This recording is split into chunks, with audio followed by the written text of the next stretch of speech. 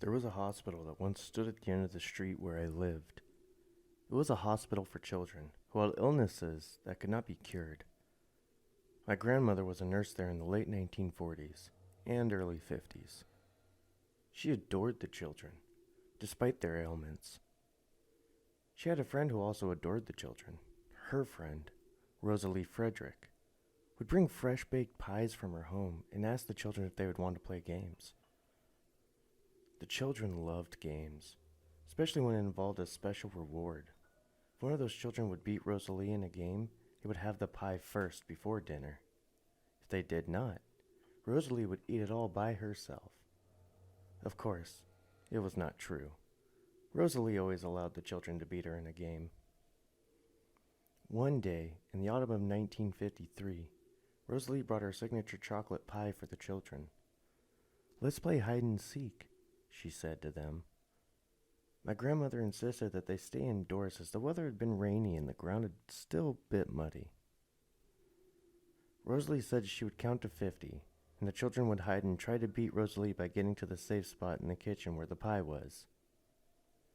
Rosalie began to count to 50, and she heard the children run to their hiding spots. Once she finished counting, she began to look for them. She checked their rooms and any other hiding spots while saying, come out, wherever you are." Rosalie searched the bottom level and decided to check the top floor. The hospital had 2 floors, but the second floor was not being used as it was going through some repairs. Rosalie was sure the children would hide there, as there were many hiding places. She went to the second floor, and there were many scaffoldings that the repairmen used to redo the walls and the doors. The repairmen were not coming in on this day, as it was a Saturday.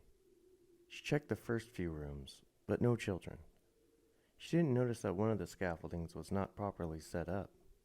It was holding heavy wooden boards, and it would not hold any longer. Rosalie walked under the scaffolding and checked the room there. No children. She called out, come out, wherever you are." Suddenly, the scaffolding collapsed on top of her, the heavy wooden boards crushing her. The children and my grandmother waited patiently for Rosalie to find them. They were excited to have chocolate pie to eat before dinner. They waited a long time, and one of them decided to rush to the kitchen, and the other children followed.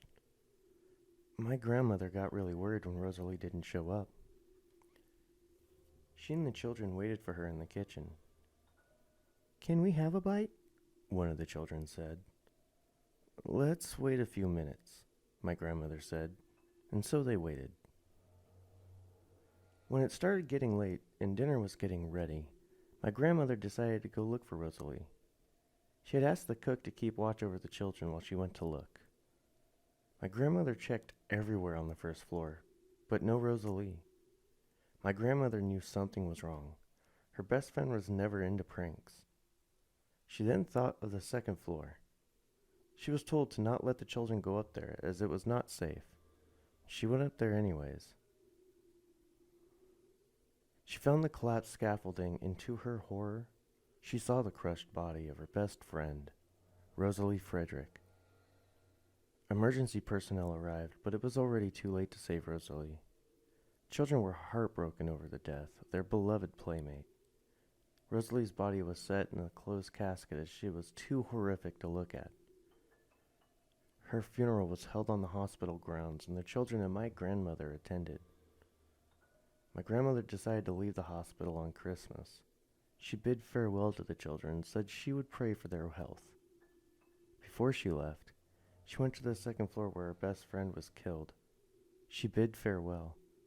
She told me as soon as she turned around to leave, she heard a familiar voice. She wouldn't say whose voice it was, as she was too afraid to say it.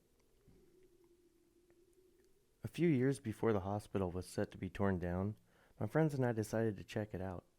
The doors were left unlocked, thanks to the explorers who came earlier. We checked the first floor. The beds were still in the rooms, and the kitchen had some rotten food in that the rodents refused to eat it. We then checked the second floor. My grandmother told me the hospital decided to not reopen the second floor following Rosalie's death. There was a cold breeze coming in, and a chill went down my spine.